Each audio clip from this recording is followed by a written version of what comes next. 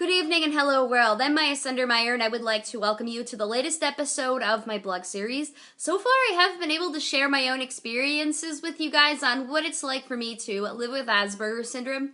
A second thing that I do is I will give my 2 cents on what's going on with autism in the media. A third area entails providing tips and advice to individuals inside the autism community, as well as those who are outside, as a form of educating.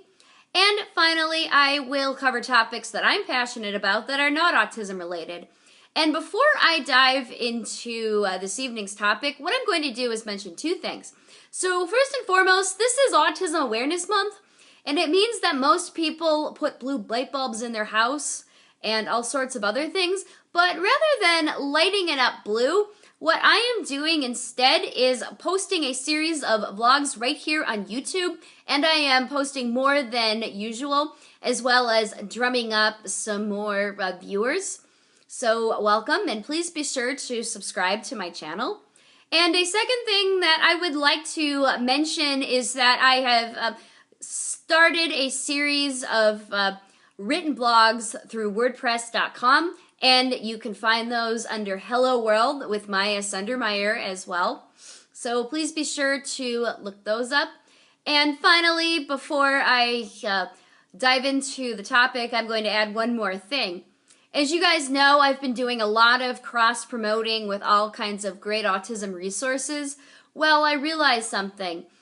When I give a shout out, you guys notice that I'm recommending a great resource like Speaking Geek, which is done by Jennifer O'Toole, and you notice that a picture comes up. Well, what you can do throughout the video is scroll to the upper right corner and take a look at the videos as well as comment on those and share my blogs with those folks as well. Now, what I would like to do is talk about some of these organizations that talk about inclusion, as well as training these individuals on the spectrum to help them become more independent.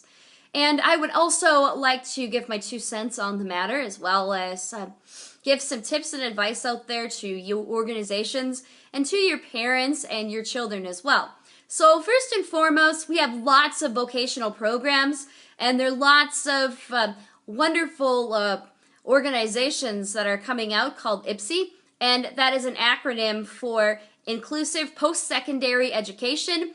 And what they are doing is working with various number of universities across the nation, and they are allowing college-age students who are just transitioning out of high school into adulthood with various intellectual disabilities, or what I like to call someone with a human detour system, because I hate the term disability because I think it's overused, and too many people use it as an excuse to get away with things.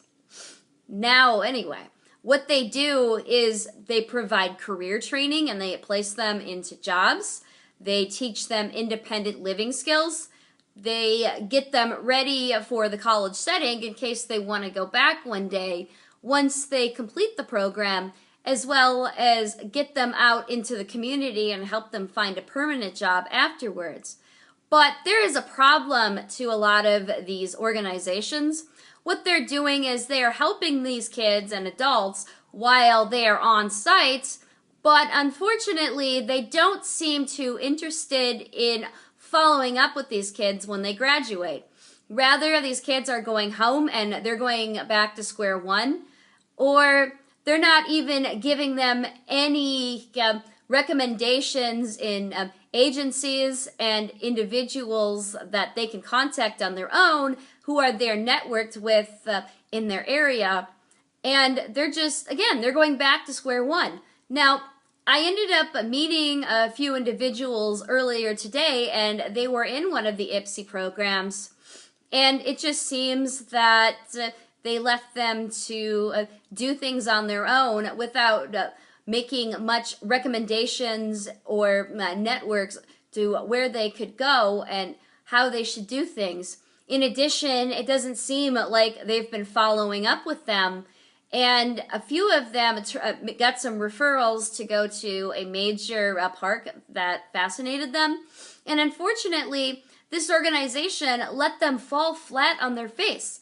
And I really think that's poor. And I think that these organizations who are inclusive should be giving them as much support as possible, and they should have as many different resources across their state in other cities and towns where these individuals live so they don't get burned in the end. And I also think that you parents out there, when these kids move back home, you need to continue to push their independence, and you need to continue to stop coddling them and stop babying them and stop doing everything for them. And also, you need to try absolutely everything. And if you've been fired from a position because somebody else doesn't understand, you have absolutely right to contact your State Department of Labor in the disability section. Now, if you have any questions or comments, please be sure to state below. Until next time, I'm Maya Sundermeyer.